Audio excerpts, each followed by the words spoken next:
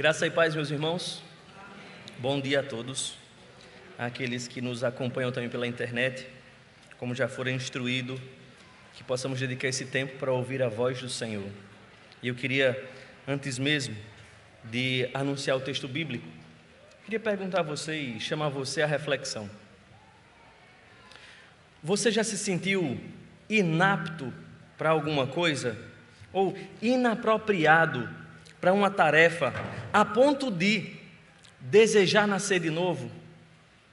Ah, Senhor, se eu tivesse a oportunidade de nascer de novo, fazer tal coisa, e tivesse competência para tal coisa. Ou, sendo um pouco mais duro, alguém já te reprovou e te viu incompetente ou inapto para alguma coisa e te disse: só nascendo de novo. Geralmente a gente fala isso quando a pessoa não é tão afeiçoada, né? Não tem uma boa aparência, uma aparência aprovada. Ele diz: nem nascendo de novo. Eu queria que você olhasse para a Bíblia, aberta no Evangelho de João, capítulo 3, versículos de 1 a 21, um dos textos mais desafiadores do Evangelho. João 3, de 1 a 21.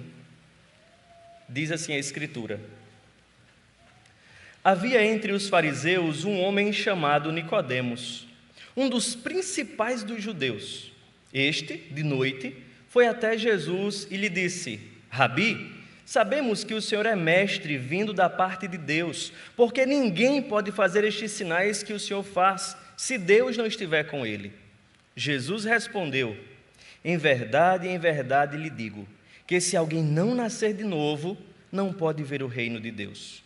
Nicodemos perguntou: como pode um homem nascer sendo velho? Será que pode voltar ao ventre materno e nascer uma segunda vez?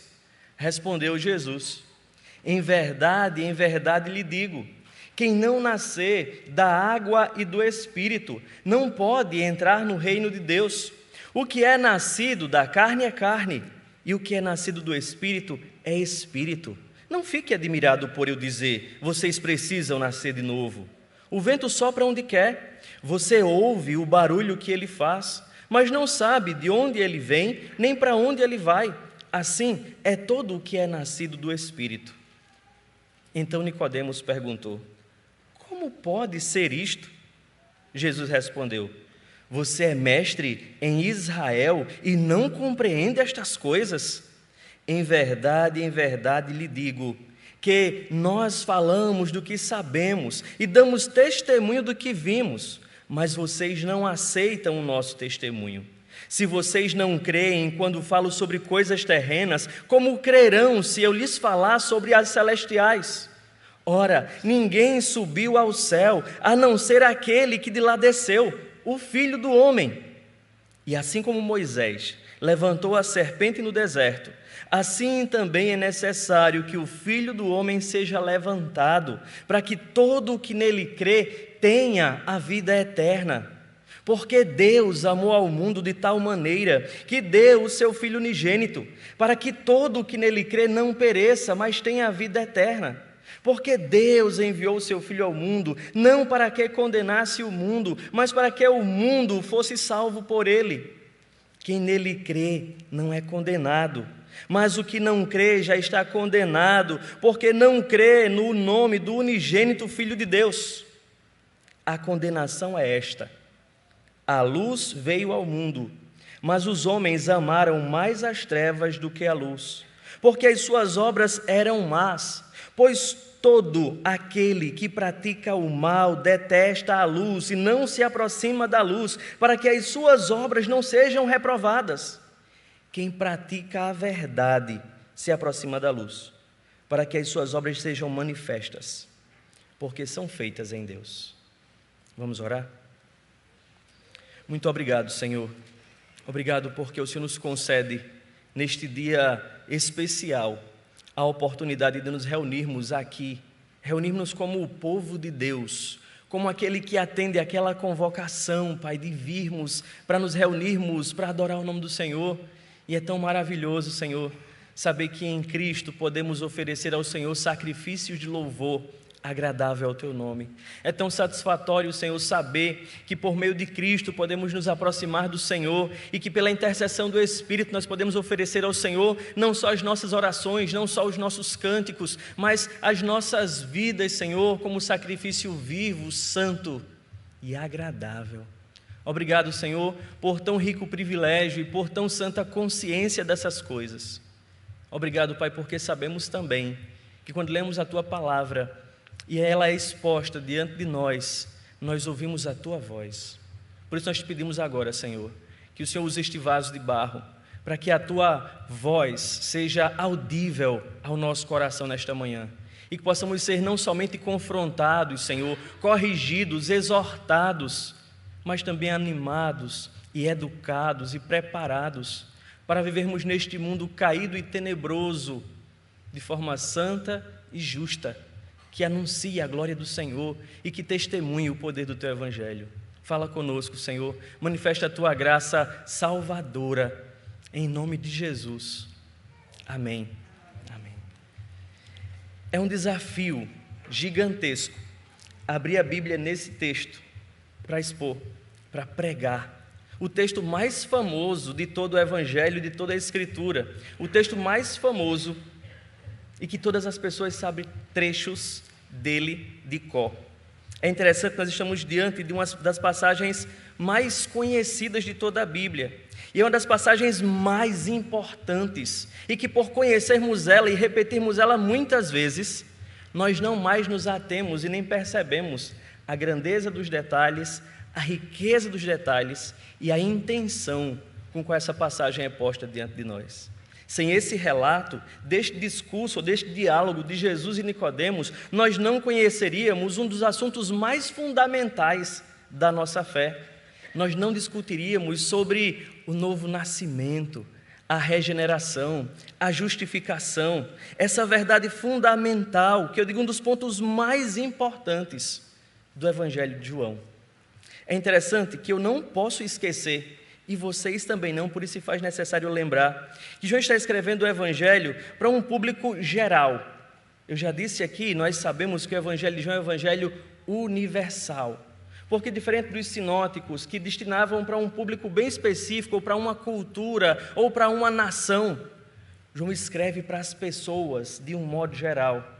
E João escreve no final do primeiro século da era cristã, que estava sendo ali a cristandade perturbada por uma série de tentativas de desconstrução da fé cristã, de desconstrução da pessoa de Jesus. Muitas heresias surgem naquele período com essa intenção, muitos questionamentos humanos por não compreenderem a encarnação do Verbo, não compreenderem a pessoa de Jesus Cristo.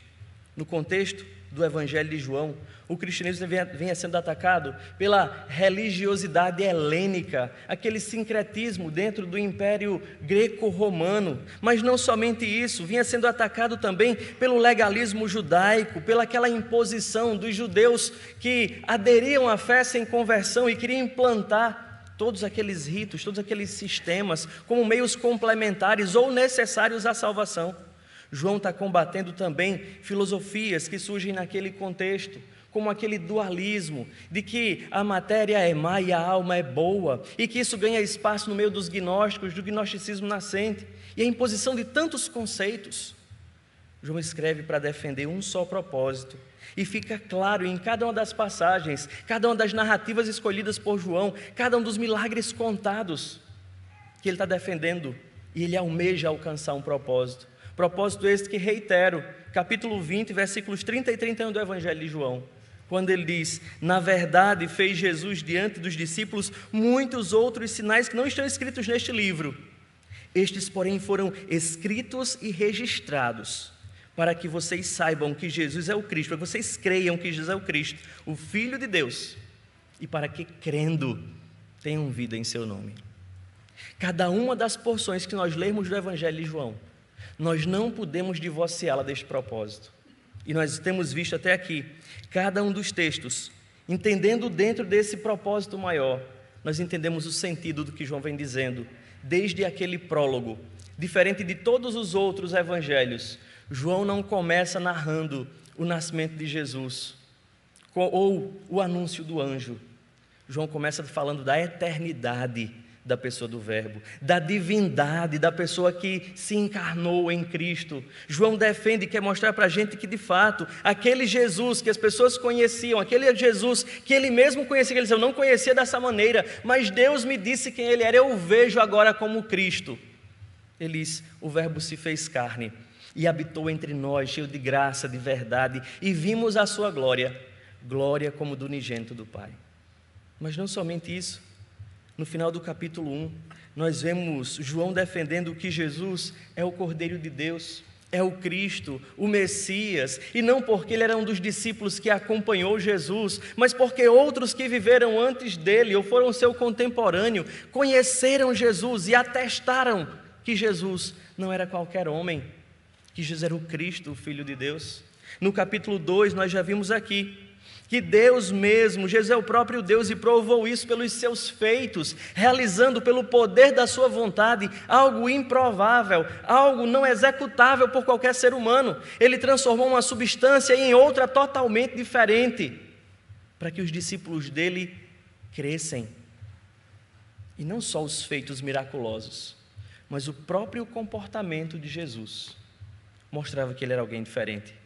Quando reunido ali em Jerusalém, para celebrar a Páscoa, no capítulo 2, nós vemos que ele se comportou, não só como um reformador, não só como um homem comprometido com o Evangelho, mas ele se comportou como o próprio Deus entre os homens, trazendo a purificação para os levitas, e trazendo a purificação para a casa de Deus, e realizando tantos sinais, que as pessoas não tinham como resistir àqueles atos.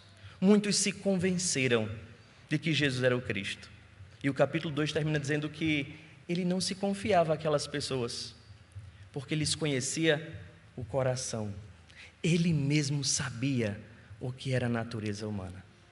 E você percebe como começa o capítulo 3? O texto que nós lemos, ele é um registro de um diálogo entre Jesus e um desses homens impressionados. O capítulo 3 é o registro de uma conversa entre um daqueles que viram os feitos de Jesus durante a celebração da Páscoa, final do capítulo 2, e que, impressionado com os feitos e as palavras de Jesus, procura Jesus. Num momento mais tranquilo, num outro dado momento, ele se aproxima e dirige a Jesus os seus questionamentos, e não era qualquer homem que estava ali diante de Jesus.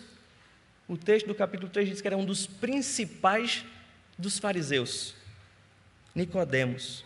E o diálogo revela o tamanho da necessidade, não só que Nicodemos tinha, mas o tamanho da necessidade que a humanidade tem.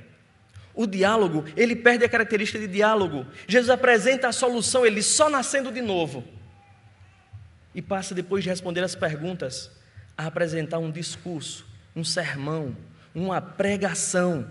Ele desfecha nesse discurso, e Nicodemos, que chega ali cheio de questionamentos, de proposições, passa a ouvir calado o que Jesus revela diante dele. Nós não encontramos mais o que aconteceu com Nicodemos depois de ouvir essas palavras de Jesus. Nós vamos ir lá no capítulo 19 do Evangelho de João, que depois da crucificação, Nicodemos, junto com José de Arimateia, é aquele que vai preparar o corpo de Jesus para o sepultamento. Mas nesse intervalo, nada sabemos. Como Nicodemos saiu dessa situação, qual foi o questionamento, não sabemos. Mas o diálogo entre Jesus e Nicodemos tem muito a nos ensinar, a nos confrontar e a cooperar com o propósito de João aqui nesta manhã. Eu quero que você ouça essa passagem e que ela desafie você a crer que Jesus é o Cristo, o Filho de Deus, e que, crendo em Jesus, você possa desfrutar de um bem que dinheiro na terra não pode comprar, que feito humano não pode conquistar: a vida eterna. E eu queria que vocês pudessem pensar comigo a respeito do seguinte tema: só nascendo de novo. Essa fala de Jesus é repetida algumas vezes, explicada, exemplificada, só nascendo de novo. E essa frase, ela nos revela muitas coisas importantes. E, em primeiro lugar, só nascendo de novo nos revela a necessidade, uma necessidade unificadora da humanidade. Nicodemos começa o capítulo 3, eu quero destacar versículos de 1 a 3, diz que havia entre os fariseus um homem chamado Nicodemos. É tão interessante que Nicodemos, por seu significado, seu nome romano, significa vitorioso sobre o povo. Alguém de destaque sobre aquele grupo, as pessoas. O nome dele tinha essa conotação, esse significado. Mas é mais interessante ainda que o texto do capítulo 3, ele não pode ser cortado do final do capítulo 2. Eu não posso esquecer onde Jesus estava. Desde o início da metade do capítulo 2, depois de Caná da Galileia, Jesus foi para Jerusalém, porque era próxima a Páscoa dos judeus. E ele vai para Jerusalém para celebrar a Páscoa. E o versículo número 23 lembra que ele em Jerusalém, durante a festa da Páscoa, fez muitos sinais e muitos creram no seu nome quando viram aqueles sinais que ele fazia. Mas é muito interessante que Jesus não se deixou comprar por aquela popularidade, nem pela aparência daquelas coisas, por aquela aceitação, por aqueles aplausos, por aquela curiosidade daquelas pessoas. O verso 24 do capítulo 2 diz que o próprio Jesus não confiava neles. E a razão está ali muito clara, porque Jesus conhecia o coração de todos. E nós terminamos o capítulo 2 pensando nisso, que Jesus ele se comportava de um modo diferente porque ele era o próprio Deus, ele perscruta os corações humanos. Jesus é onisciente, porque ele é o próprio Deus. E aí é curioso, porque ele explica no final do capítulo 3 e no final do capítulo 2 e começa o capítulo 3. Havia ali um homem. Ele podia ter escolhido qualquer um daqueles impressionados pelos feitos de Jesus. Mas um desses homens procurou Jesus. E os detalhes nos são dados por João, que explica para a gente quem era Nicodemos. Jesus, depois de ter feito uma leitura profunda da alma daqueles que testemunharam todos os seus feitos, ele passa agora a dizer a sua percepção, a percepção que ele teve da humanidade. Ele revela agora nesse diálogo, ilustrando esse diálogo, qual é a percepção que ele tinha daqueles homens impressionados com os seus feitos. O texto diz que um dos fariseus, um homem entre os fariseus chamado Nicodemos, e ele aí vai colocar um adendo, um dos principais dos judeus. Este foi de noite ter com Jesus e lhe disse.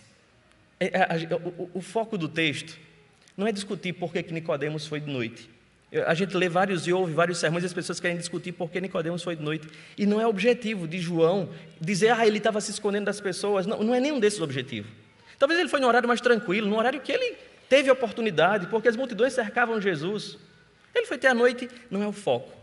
O foco é que Nicodemos se aproxima de Jesus e diz, Rabi, sabemos que o Senhor é mestre, vindo da parte de Deus, porque ninguém pode fazer estes sinais que o Senhor faz, se Deus não estiver com ele. A gente para e pergunta, o que Nicodemos perguntou a Jesus? Nada. Mas Jesus respondeu, em verdade, eu te digo, que se alguém não nascer de novo, não pode ver o reino de Deus. O que tem a ver a resposta de Jesus com a fala de Nicodemos? A gente percebe que o que Jesus está fazendo é externando de fato um ponto de vista que ele teve anteriormente, quando viu toda aquela multidão fascinada com os seus feitos. Mas ele lhes conhecia o coração e sabia que aquela fé não era uma fé salvadora, uma fé sincera, uma fé transformadora. A leitura profunda da alma que Jesus fez daquelas pessoas que testemunhou os seus sinais e os seus milagres, a percepção que ele tem da humanidade é revelada na resposta que ele dá a Nicodemos. E a resposta que ele dá a Nicodemos revela a necessidade não só daquele homem, mas a necessidade de todo ser humano, a necessidade que nós procuramos suprir do nosso jeito. E é tão interessante que é uma necessidade unificadora, uma necessidade que nos torna todos iguais, que todos temos a mesma necessidade. Você pode pensar como alguém vivendo no século 21. Nós temos ali diante de Jesus primeiro um homem, porque a gente costuma separar agora, né? Homens e mulheres. E a gente faz guerra entre homens e mulheres. E a gente vai lendo a situação, e a gente não percebe só um homem, a gente percebe um homem religioso. Religioso porque é nos dito que ele era um fariseu. Então, um fariseu no nosso contexto, ele é alguém religioso. Mas tu para pensar no contexto de Nicodemos, não era qualquer religioso. Eu posso dizer, um religioso xiita. Porque surge os fariseus, uma seita, um grupo dentro dos judeus, lá naquele período intertestamentário, como uma força de resistência. Porque o helenismo e o sincretismo religioso estavam misturando tudo. E do meio dos judeus surge a resistência, que é o sentido da palavra primeira, que identificam os fariseus. Aqueles que querem manter pura a religião judaica. Aqueles que queriam preservar os conceitos, a lei, as cerimônias. Mas eles fracassam na missão quando eles transformam tudo em exterioridades, em apenas aparência das coisas, não entendendo o porquê, transforma aquela religião pura apenas num tradicionalismo que as pessoas começam a executar sem entender. Mas Nicodemos era um desse partido. Mas não qualquer fariseu, porque João não me deixa assim pensar. Ele diz que era um dos principais dos judeus, porque talvez dos mais escolados entre os fariseus, Nicodemos fosse parte do sinédrio, daquele júri, daquele supremo tribunal para julgar as questões éticas e morais do meio do povo, para condenar, excluir, para impor penas. Nicodemos era alguém muito destacado no meio dos judeus. Mas não somente isso. Ele era alguém que tinha uma teologia correta, porque ele se aproxima de Jesus e não fala qualquer mentira a respeito de Jesus. Ele diz no versículo número 3 que, na verdade no 2, reconhece, sabemos que o Senhor é mestre, vindo da parte de Deus, porque ninguém pode fazer estes sinais que o Senhor faz, se Deus não estiver com ele. Então um homem, um fariseu importante, religioso, e aí eu posso dizer, provavelmente rico, porque é assim que a gente vai lendo a situação, de forma pós-moderna, vivendo os dias que nós vivemos. Não somente rico, mas um homem douto, escolado, conhecido das ciências, das coisas humanas, da filosofia, conhecido da teologia. A gente pergunta, qual é a necessidade de um homem desse? Jesus revela a necessidade de Nicodemos na sua resposta. Ele não fez nenhuma pergunta, mas Jesus responde ao verdadeiro anseio, um anseio que talvez estivesse mortificado, adormecido, lá no fundo do coração de Nicodemos, porque ele estava envolvido com tantas questões humanas, que ele não conseguia enxergar mais qual era a sua real necessidade. Mas Jesus, conhecendo-lhe o coração, responde ao seu verdadeiro anseio e revela a sua verdadeira necessidade, porque o verdadeiro anseio do seu coração era por salvação, era pelo reino dos céus, era por perdão dos seus pecados, era por justificação. No final das contas, era o anseio de cada um de nós e o anseio da humanidade. A gente pergunta, por que este anseio? Você conhece a história. Nós temos ouvido sermões sucessivos a respeito da nossa história original ou da nossa origem. E nós conhecemos que Deus criou a humanidade para um propósito, bem destinado, bem direcionado. Deus criou o homem para a sua própria glória. Mas no capítulo 3 de Gênesis nós vimos que o homem fugiu. O homem quis viver para a sua própria glória. O homem se rebela contra Deus. E assim é o estado da humanidade. Quando Paulo testemunha escrevendo aos Romanos que por um só homem entrou o pecado no mundo, e o pecado a morte, e a morte passou a todos os homens porque todos pecaram.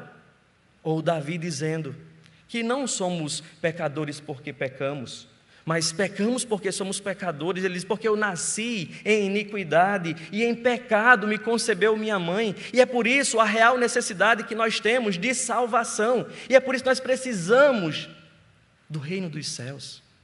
E esse reino está no coração de cada criatura humana de Deus. A fala de Jesus revela que o homem tem essa necessidade no seu íntimo, no seu coração, uma necessidade que torna todos iguais. Todos desejamos o céu. E por mais que alguns estejam desapercebidos de seu desejo como Nicodemos, envolvidos nas coisas do mundo, a verdadeira necessidade do coração humano, o verdadeiro anseio do coração humano é pelo reino dos céus, é por salvação, é por perdão de pecados, é por justificação. E alguns travestem esse desejo por uma vontade ou um sonho pelo conforto. E aí dirigem suas vidas em busca desse conforto, pensando que vão encontrar o conforto no bem-estar material, talvez no consumo de coisas, talvez em drogas, talvez em prostituições, porque estão buscando conforto, satisfação dos prazeres, mas o verdadeiro desejo é a eternidade, mas eles não conhecem o Evangelho. Outros travestem esse desejo buscando a popularidade, talvez procurando ser alguém importante, conhecido, aplaudido, curtido, reconhecido publicamente. Tem gente que gosta dessas coisas e coloca o foco da sua vida nessas coisas, e isso tem travestido e escondido o verdadeiro anseio da sua alma, o reino dos céus.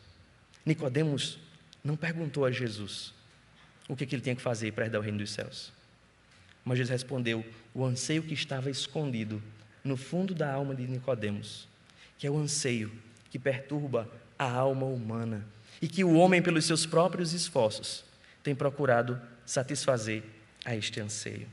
Consequentemente, todos precisamos de salvação. Todos buscamos pelo bem-estar, alguns temporal, outros o bem-estar eterno. Aqueles que não conhecem o Evangelho buscam satisfazer seus prazeres humanos e carnais.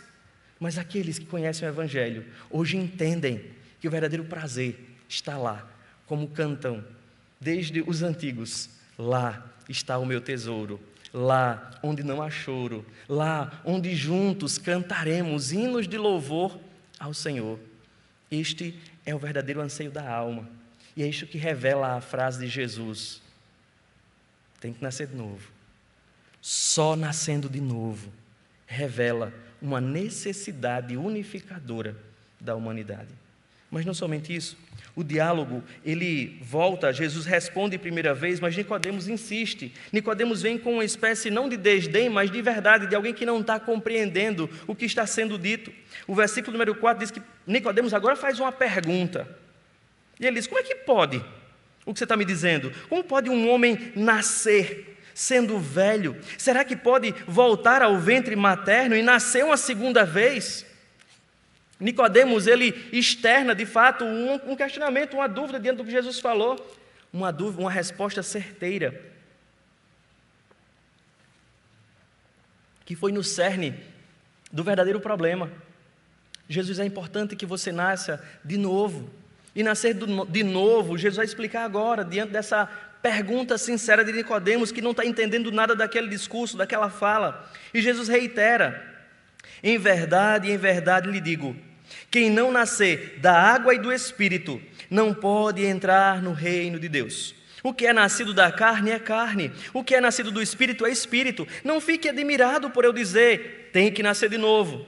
O vento sopra onde quer, você ouve o barulho do vento, mas não sabe de onde o vento está vindo, nem para onde ele vai. Assim é o que é nascido de novo. E ele diz agora: nascido do Espírito Santo. A pergunta de Nicodemos confirma a leitura que Jesus tinha feito da humanidade no final do capítulo 2. Eles não creram, eles não entenderam, eles não sabem, estão só maravilhados. Não me confio a eles. Eles não entenderam nada do que eu fiz, nem do que eu falei até agora. Então Jesus esclarece o que ele quer dizer com nascer de novo. É claro que nascer de novo a gente já está acostumado, nós estamos acostumados com a fé, acostumados com a religião cristã, acostumados com a teologia, nós já sabemos o que significa nascer de novo. Mas para Nicodemos, aquela resposta é: só nascendo de novo, Nicodemos, que você pode entrar no reino dos céus. Ele diz: como se eu já sou velho? Vou voltar para o ventre da minha mãe, posso fazer esse caminho inverso? E Jesus vai esclarecer o que ele quis dizer com aquela figura de linguagem, com aquele ditado que ele diz diante de Nicodemos. Ele explica para Nicodemos que nada do que o homem faça é suficiente para produzir nele o novo nascimento. O nascimento não é fruto de uma pesquisa científica que o homem faz e se aplica a estudar e a conhecer as coisas humanas. Não. O novo nascimento não é operado pelos esforços humanos, como muitas vezes nós confundimos a religião com algo que produz a salvação. E pensamos que, por exemplo, nos batizando, profissão da fé, dando o dízimo, participando da ceia, orando, lendo a Bíblia, vamos produzir novo nascimento. Alguns outros transformam coisas lícitas, ilegais, que são ensinadas na palavra de Deus, e dá a eles poder que não lhes foi atribuído, pensando que essas coisas produzirão transformação em suas vidas. Outros ainda pensam que o fato de não bebo, não fumo, não matei ninguém, nunca traí, acha que isso produz novo nascimento e é suficiente, e se confiam nessas coisas. Outros pensam que por fazer parte de uma religião, estão garantidos como salvos e são filhos de Deus. A gente olha para Nicodemos, e Jesus está dizendo para ele: só nascendo de novo, meu filho. E ele está falando para o homem mais importante, da religião mais xiita e cuidadosa, que eram os fariseus. Um homem, alguém que era visto como reputado, um homem douto, um homem rico, que não tinha necessidades ao seu redor, mas tinha uma necessidade esquecida, confusa no seu coração. E Jesus disse para ele o que ele quer dizer com nascer de novo. Se você não está entendendo, Nicodemos, eu desenho para você. E ele diz: nascer de novo não é voltar para a barriga da mãe. Nascer de novo não é ser religioso. Nascer de novo é nascer da água e do Espírito. E aí lá vem muitas outras questões. Nascer da água do Espírito é o quê? A gente olha para o resto do texto, para ele mostrar para a gente o que é nascer da água do Espírito. Ele não está falando que o batismo, ou a lavagem, ou a purificação dos judeus produza novo nascimento. Ele não está falando que as ações humanas produzam nascimento. Mas igual João já registrou palavras aqui, ele mostra que nascer de novo é nascer do alto, é nascer da vontade de Deus e não dos esforços humanos, como ele já disse no capítulo 1, no versículo 12 e 13, quando ele diz que ele veio para o que era seu, mas os seus não receberam, mas a todos quantos o receberam, deu-lhes o poder de serem feitos filhos de Deus, a saber, os que creem no meu nome, no nome de Jesus, os quais não nasceram nem da vontade da carne, nem da vontade dos homens, mas de Deus. O que Jesus está dizendo a Nicodemos é que esse novo nascimento era nascer de Deus, era nascer da água e do Espírito, era nascer de Deus, nascer de cima, não é algo efetuado pelo homem, o que Jesus está falando é um milagre que é operado, é o poder de Deus que é operado na vida dos seres humanos, é disso que Jesus está falando. Ele está falando de um milagre produzido pelo Espírito Santo, uma obra de Deus na vida dos homens, que Nicodemos, por mais que conhecesse toda a religião e todas as histórias e todos os fatos da religião judaica, ele ignorava o sentido de tudo aquilo que ele conhecia. Nicodemos era um cego, daqueles que o evangelho não fazia sentido aos seus ouvidos. Eram daqueles dos quais Isaías tinha ouvido Deus dizer que, ouvindo, eles não discerniam, eles não enxergavam o sentido das coisas, porque o evangelho se discerne espiritualmente. Nicodemos tinha os olhos espirituais cegos, e o nascer de novo era o desvendar desses olhos. O nascer de novo é uma obra livre e soberana do Espírito de Deus. Quando nós olhamos ainda no versículo número 5, na verdade no versículo 6, quando ele diz: o que é nascido da carne é carne, mas o que é nascido do Espírito é Espírito. Não fique admirado, o que eu estou dizendo, meu filho, só nascendo de novo, porque isso é fruto da ação livre e soberana de Deus. E ele diz no versículo de número 8, o vento sopra onde quer, você ouve o barulho do vento, você sente o próprio vento, você vê os efeitos do vento, mas você não tem domínio sobre o vento, embora algumas pessoas quiseram estocar vento, mas o vento nós não sabemos de onde ele vem, nem podemos prever até onde ele vai, nós não podemos garantir a sua força, o seu poder de atuação. Jesus está dizendo a Nicodemos: Deus produz o novo nascimento de um modo livre e soberano, não entendido pelos homens. Ele está dizendo para a gente, falando para a gente, a respeito da regeneração, do restaurar, que o Espírito de Deus opera no coração dos homens, a readequação, a reestruturação, uma nova criação, é um novo nascimento. E quem opera isso? É o Espírito livre e soberano de Deus. Ele está mostrando para a gente, a fala só nascendo de novo revela a total inaptidão humana para a vida, para a eternidade, para a salvação. Então nós olhamos para uma frase que parece um fora, só nascendo de novo. Esse fora me lembra, eu tenho uma necessidade tão grande, tão grande, tão grande, tão grande. E ele me lembra também, eu não consigo solucionar esse problema sozinho.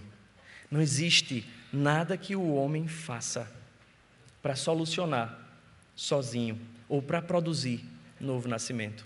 Eu podia reiterar, e nós podemos olhar para isso, para todas essas tentativas humanas dos nossos dias de solucionar o problema da humanidade, que muitas pessoas não conseguem identificar o verdadeiro problema e pensam que o verdadeiro problema é porque uns são homem e outros são mulher. Como nós já tentamos introduzir isso aqui, já dizem, Jadson só fala disso. Mas é o que a gente convive, precisamos fortalecer isso na nossa mente. Não existe nada humano que possa resolver o problema. O problema é o pecado e a solução é Jesus Cristo. E não adianta você ir levantar bandeiras ideológicas para solucionar esse problema, porque o problema não é uma sociedade patriarcal, o problema é o pecado. O problema não é uma diferença no salário, não, o problema é pecado.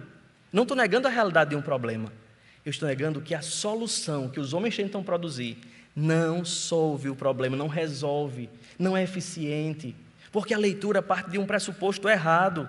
E se o pressuposto é errado, a leitura toda é errada. E se a leitura toda é errada, não vai apresentar um remédio eficiente. Por isso que feminismo não vai resolver o problema da humanidade. Política não vai resolver o problema da humanidade. Direita e esquerda, não. Existe uma necessidade real, existe. Mas existe uma inaptidão real. Nada que o homem faça.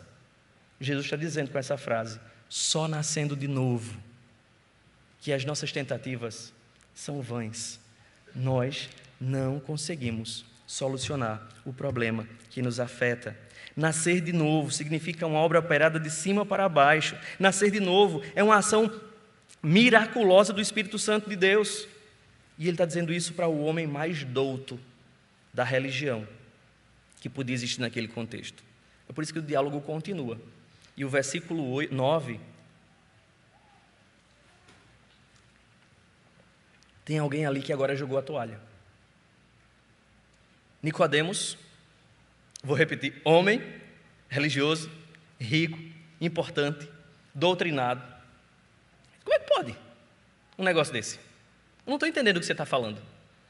E Jesus aproveita agora e ele dá a cajadada final. E é interessante ver a fala de Jesus, que apresenta para o homem a solução.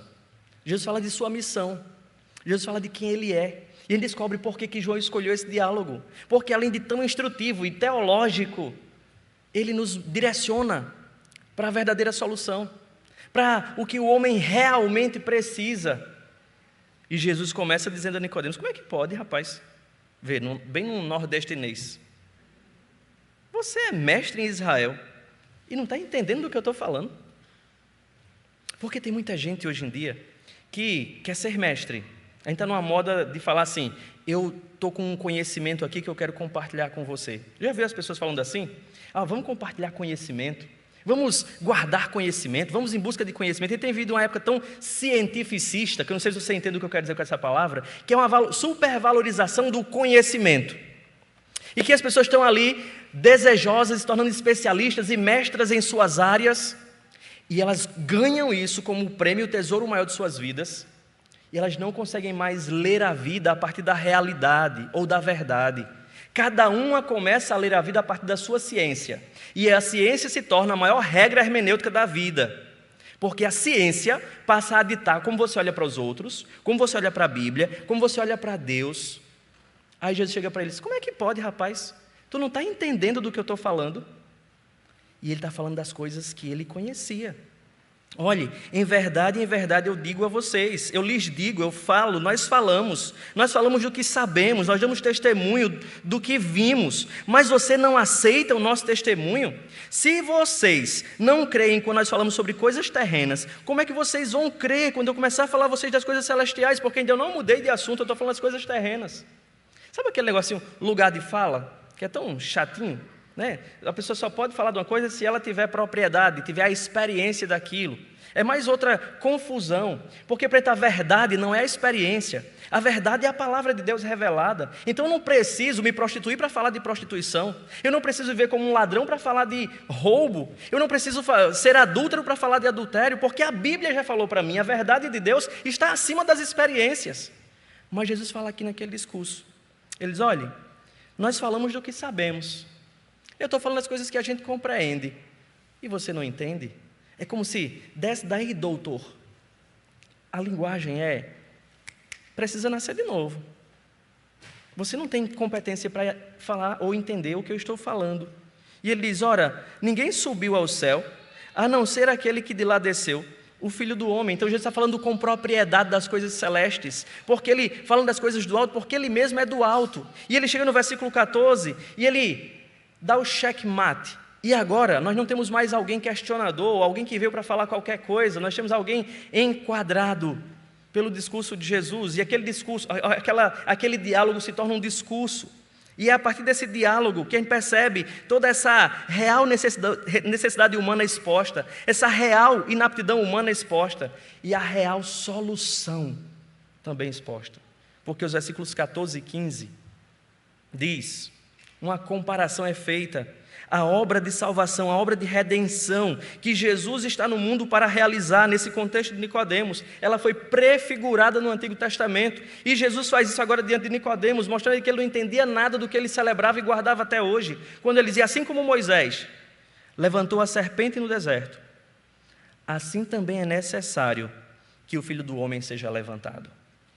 Jesus está falando do que Nicodemos conhecia.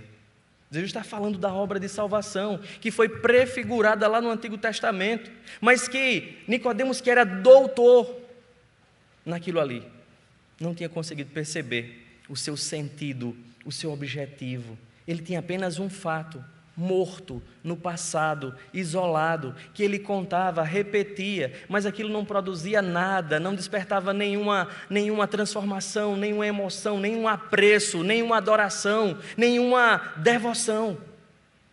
Aí Jesus lembra um evento, o povo lá no deserto, que havia blasfemado contra o Senhor, reclamado contra o Senhor, e o Senhor mesmo fez vir sobre eles uma praga de serpentes venenosas, e que muitos morreram lá no deserto, mas Moisés orou e Deus disse, olha, construam uma serpente de bronze. Eu digo, que ironia, porque a serpente sempre foi uma figura tão negativa, sempre foi uma figura para o mal, e uma serpente é erguida no deserto, para mostrar esse absurdo da obra de salvação, o absurdo que Cristo fez, lá no deserto, todos aqueles que olhassem para a serpente, não morreria, pelo efeito do veneno da picada. E o que Jesus está dizendo a Nicodemos? Aqueles fatos significam, carregavam sentido, prefiguravam o que eu vim ao mundo para fazer. E ele diz, importa que o Filho do Homem, é necessário que o Filho do Homem seja levantado, para que todo o que nele crê tenha a vida eterna. Jesus agora, diante daquele homem confuso, ele apresenta a sua missão, a missão do Evangelho, o papel da verdade revelada de Deus, que muitas vezes nós falamos ou guardamos como Nicodemos, como se fossem fatos mortos, presos no passado. O Evangelho não é isso. Os fatos a respeito da vida de Cristo não é isso. Para a gente ver apenas um tradicionalismo dentro da igreja, porque papai cria, porque vovô cria, porque meu bivô cria, eu também vou ficar nessa igreja. E a gente pensa que a salvação é isso, mas a salvação não é isso. A salvação não é um mero tradicionalismo. A salvação não são meros conceitos, meras histórias que nós guardamos no coração. E Jesus está mostrando isso para Nicodemos. E ele vem agora com esse discurso para aquele homem que achava que conhecia as coisas. Jesus está dizendo, de fato você não conhece. Eu falei das coisas humanas, e das quais você disse que é mestre, e você não conhece. Quando eu começar a falar das coisas divinas, eu quero que você fique quietinho e calado, que eu vou explicar para você. E ele passa a falar do plano maravilhoso de Deus para a redenção, que não era novo para Nicodemos, mas ele não conhecia até então. E vem o texto mais famoso, que a gente sempre isola e fica ali só romântico, mas está ali convencendo Nicodemos de que Deus, desde a fundação do mundo, traçou um plano de salvação, de redenção, para suprir uma necessidade real da humanidade, uma necessidade que eles não podiam responder e nem fazer nada por si mesmos. E Deus fez isso, mandando o seu Filho ao mundo, levantando o seu Filho, para que todo aquele que creia, que olhe para Ele com esse olhar de fé, tenha a vida eterna. Por quê? Porque Deus enviou o seu Filho ao mundo. Deus amou ao mundo de tal maneira que deu o seu Filho unigênito, para que todo o que nele crê não pereça, mas tenha a vida eterna. Aquele que a serpente prefigurou. Porque Deus enviou o seu Filho ao mundo, não para que condenasse o mundo. E a missão de Jesus é revelada, mas para que o mundo fosse salvo. Por quê? Porque todos já estão realmente condenados. Jesus não veio ao mundo para condenar ninguém, mas o veredito é dado em seguida. Ele diz no versículo de número 18: quem no Filho ou quem nele crê não é condenado, mas o que não crê no unigênito Filho de Deus já está condenado, porquanto nós sabemos e podemos ver a teologia reformada, que tantos rejeitam e questionam, e que querem que aceitem o céu ou aceitem o inferno. Não, todo ser humano já está condenado, e é por isso a necessidade real que nos unifica. Todos estávamos sem Cristo, condenados ao inferno, mortos em nossos delitos e pecados. O que Cristo veio fazer no mundo foi uma obra perfeita, completa, de resgate. E o desafio que é posto é olhar para Ele com fé, olhar para Ele com confiança de que a sua obra, a sua pessoa, o seu discurso não foram apenas fatos que ficaram mortos no passado, mas é uma verdade que transforma, é uma verdade que redime, que resgata. E Ele diz para a gente que a condenação é essa: a luz veio ao mundo, repetindo o que está lá em João 1,11, veio para o que era seu, mas os seus não receberam. E a razão está aqui. Sabe por que não receberam? Porque praticam obras más, porque são pecadores, porque não reconhecem o seu pecado, mas quando se aproximam de Jesus, o seu pecado é revelado. Quando o evangelho é exposto, as obras são más, são expostas, pois todo aquele que pratica o mal detesta a luz e não se aproxima da luz, porque as suas obras são reprovadas. E aí, nesse final de discurso, o amor infinito de Deus manifestado de uma forma indizível nas palavras de Jesus, o amor de Deus, um desafio à fé é colocado diante de Nicodemo, dizendo que é necessário que creia, é necessário que confie. E é até interessante que nós falarmos de fé, nós falamos de algo que é próprio da humanidade também. O homem foi criado para a glória de Deus e o homem foi criado para crer. Por isso nós somos esse ser religioso, criados para o Senhor, e que nós idolatramos e adoramos coisas, porque não conhecemos e não nos disciplinamos em buscar o Senhor, porque não temos Cristo.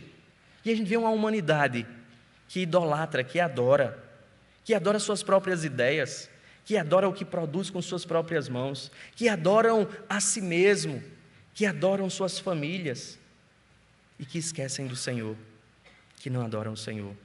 E essas obras más estão sendo confrontadas. As obras más de Nicodemos são confrontadas, e obras más são todas aquelas feitas em substituição ao Senhor, em substituição ao Evangelho. Tudo que nós fazemos para tentar ter bem-estar longe de Deus e realização longe de Deus é uma substituição ao Evangelho, é uma idolatria, é uma obra má. E Nicodemos, nessas palavras de Jesus, está sendo confrontado, desafiado a abrir mão de todas as suas tentativas, a abrir mão de toda a sua soberba, autoconfiança, e pudesse crer.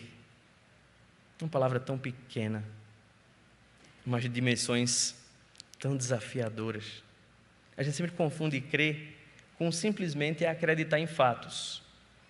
Mas a gente sabe que crer vai muito mais além de que conhecer fatos. Crer é quando esses fatos despertam em meu coração confiança, e eu oriento a minha vida por esses fatos, por essas verdades. Crer envolve a confiança a ponto de me dispor a seguir e me deixar guiar por esses fatos. Às vezes você está confiando na sua ciência, você é biólogo e está lá fascinado com a seleção natural. E aí você começa a ler a existência, a vida, a sociedade, a partir daquilo que lhe fascinou. um conceito e uma tentativa humana de explicar a vida, e de solucionar os problemas, e de ler os problemas. E aí tu começa a olhar para o todo da vida a partir de um aspecto. Mas você acha que o dinheiro é a coisa mais importante da vida, e vai ter uma boa profissão, trabalhar e juntar muito. E aí tu começa a ler a vida a partir disso que você confia. Você acha que o dinheiro vai fazer toda a diferença. E aí você fica triste quando falta e feliz quando tem. E aí você se aproxima de pessoas que o têm, porque para você é importante o dinheiro. Aqueles que não têm, eu olho assim, para mim não é nada. A gente percebe que se torna uma forma de ver a vida. Ele está mostrando para a gente com essas palavras que a fé é a forma de ver a vida. O crer deve moldar e mudar quem nós somos. E era o que Nicodemos não estava entendendo até então. Por isso que só nascendo de novo, Nicodemos. E esse nascer não vem de vocês mesmos. Esse nascer não é produzido pelos homens. Esse nascer só quem pode operar é Jesus Cristo, o Filho de Deus. Percebe como esse discurso ele é valioso dentro do propósito maior de João no Evangelho? Jesus fez muitas outras coisas que não estão registradas neste livro, mas essas foram escritas e registradas para que vocês saibam que Jesus é o Cristo, o Filho de Deus, e crendo tem a vida em seu nome. João 3, de 1 ao 21, é o maior desafio da humanidade. Olhar para Jesus com fé, olhar para Jesus consciente da minha real necessidade, olhar para Jesus consciente da minha real inaptidão, olhar para Jesus com minha real solução. Eu não sei quantas leituras você já fez desse texto, mas eu queria que você saísse daqui nessa manhã desafiado e consciente que você precisa de Cristo.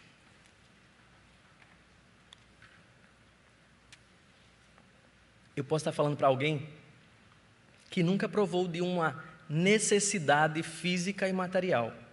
Eu posso estar falando para alguém que é rico, abastado, que nunca precisou fazer contas para saber, posso comprar isso ou não? Eu não vou comprar tal coisa. E talvez pessoas assim achem que não precise de nada. Eu posso estar falando para alguém que nunca teve uma decepção, eu não sei se existe, com outra pessoa, ou que nunca sentiu necessidade de outras pessoas. Porque existem pessoas que pensam assim de si mesmas, que são autossuficientes. Eu posso estar falando com alguém que não sabe lidar com a necessidade e que busca supri-la de qualquer jeito para não senti-la. Mas eu queria que você saísse daqui consciente nessa manhã. Você tem uma necessidade que grita na sua alma e que você ainda não entendeu esse grito. Você precisa de Jesus. E você pode estar tentando suprir essa necessidade com a sua família. Você pode até pensar nisso, não, eu sou de uma família nobre, e achar que isso é suficiente. Você pode ser de uma família nobre ou de uma família pobre. Essa necessidade é comum a ambos. Não, mas você pode ser uma pessoa que... não, eu sou, graças a Deus, nasci homem. Ou pode dizer, não, graças a Deus, eu nasci mulher. É uma necessidade real para homem e mulher. Mas você pode dizer, eu já sou mestre, estou cursando meu doutorado, almejando o PhD. Eu quero lembrar você que se analfabeto ou pós-doc, essa necessidade, ela é real para ambos. Não sei se você já pensou, mas eu queria que você saísse daqui consciente de que você tem uma real necessidade, não importa a sua posição, não importa a sua religião, não importa o seu cargo, pode ser pastor, missionário, evangelista, doutor, presidente, ministro, professor, dentista, advogado. Existe uma real necessidade no seu coração, que ela só pode ser preenchida se você nascer de novo. Só nascendo de novo. Nada disso supre, nada humano supre. Você e eu, nós precisamos de Jesus, nós precisamos de Cristo. E esse é o grito que sua alma faz todos os dias, e você fica tentando silenciar com distrações, com consolos, com um passatempo. Mas ele só vai ser satisfeito de uma vez quando você entender quem é Jesus Cristo e o tamanho da necessidade que você tem dele. Mas ler esse texto me lembra disso, me lembra do grito da reforma, de que nada que os homens façam é suficiente para tirar ele da realidade da queda, da realidade da condenação. Somente Cristo. Por isso, eu queria desafiar você aqui mesmo, adiante do Senhor, a examinar o seu coração e abrir mão dessa falsa segurança que você desfruta, porque você é alguém bem-sucedido, porque você é alguém rico, porque você é alguém moralmente bom. Dessa falsa segurança que você desfruta porque é de uma família tradicional, porque é de uma igreja tradicional. Dessa falsa segurança que você carrega por frequentar os cultos todo domingo. Essa falsa segurança que você carrega porque dá o dízimo com fidelidade, faz trabalhos de caridade, ação social. O coração se engana com tanta coisa. E esse deixa eu lembrar, meu filho, só nascendo de novo. Só nascendo de novo.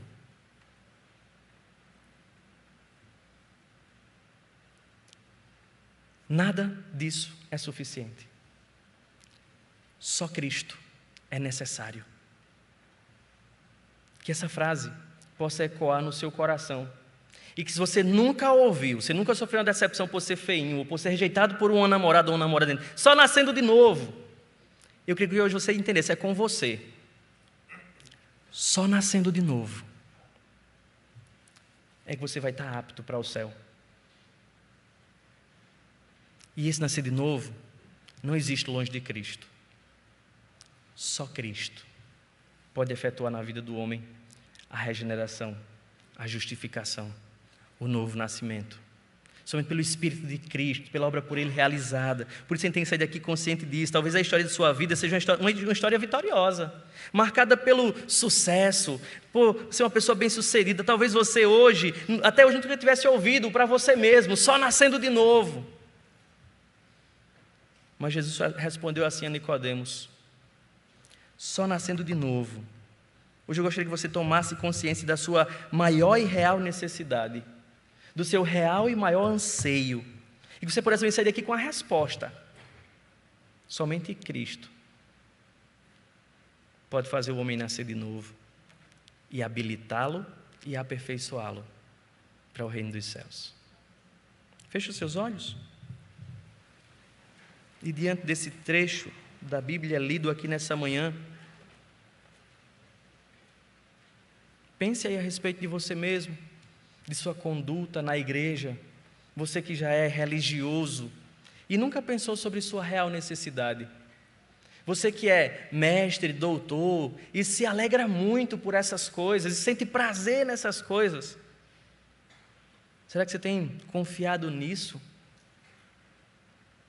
Lembre que o nosso coração é enganoso, corrupto, e faz a gente perder o foco facinho. A gente pensa, eu sou de tal família, os meus antepassados são os precursores do Evangelho. Mas lembra, é relacionamento pessoal com Cristo. Mas lembra, não é relacionamento com a religião, não é relacionamento com um livro, não é relacionamento com um religioso, é com Cristo. Pai, tem misericórdia de nossas vidas, Senhor. Facilmente somos enredados pelo engano do nosso coração e afastamo-nos do Senhor. Tem misericórdia, Senhor, daqueles que têm procurado suprir a sua real necessidade com fantasias, falsas promessas, enganos. Tem misericórdia do nosso tempo, Senhor, de nós neste tempo, onde tantas vozes ecoam e disputam pela atenção do nosso coração. Ó Pai, que diante da Tua palavra e pela ação do Teu Espírito, nós possamos ser corrigidos aqui nessa manhã, alertados com relação a essa idolatria que existe na alma e que nós buscamos de fato satisfazer esse desejo que é do Senhor com coisas que não satisfazem. Nos liberta, Senhor, de todo engano, cumpre em nós a Tua promessa, nos conduzindo a toda a verdade pela obra do Teu Espírito. Ó Senhor, que possamos sim procurar e estudar, sermos de fato mestres, doutores, bons profissionais, mas que o nosso coração esteja no Senhor. Que possamos sim ter vida tranquila, com que nos sustentar, até mesmo com que acudir a outros, com que contribuir com o Teu reino, Senhor, mas que o nosso coração não esteja nas riquezas, Pai, que o nosso coração esteja no Senhor. Ó Senhor, que possamos conhecer bem a nossa história, os nossos antepassados, o que os nossos pais fizeram na causa do Evangelho, mas que o nosso coração esteja no Senhor. Ó Senhor, que nada neste mundo tire de nós, Senhor, do Teu povo, a alegria que só o Senhor pode dar, e que nenhuma outra coisa tente suprimir o Senhor nas nossas vidas. Ó Senhor, e se há alguém entre nós aqui nesta manhã, Pai, que tem vivido a ilusão da religiosidade, do tradicionalismo, do cientificismo, Senhor, que os olhos sejam abertos, que o coração seja quebrantado, que a real necessidade seja esclarecida em suas mentes, que a real inaptidão também, mas que a real solução sobrepuje e habite ricamente em cada um de nós, para a glória do Senhor mesmo, em nome de Jesus. Amém. Amém.